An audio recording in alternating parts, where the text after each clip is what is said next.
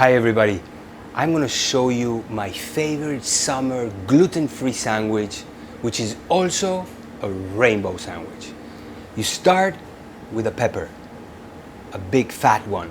You cut it in half, then you get an avocado and you just stuff it in this space. Then you can use hard-boiled eggs to put in like that.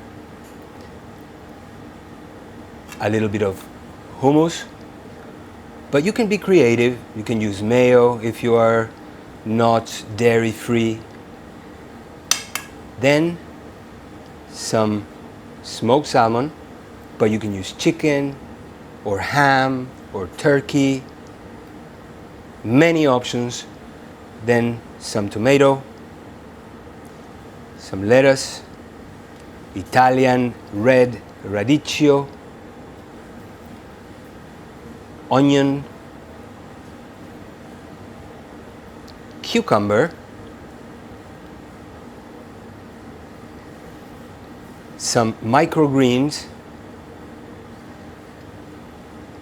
lettuce, and some edible flowers. You close it up, and here you go. This is the most incredible, gluten-free, multivitamin, multi-phytonutrient rainbow sandwich. Enjoy.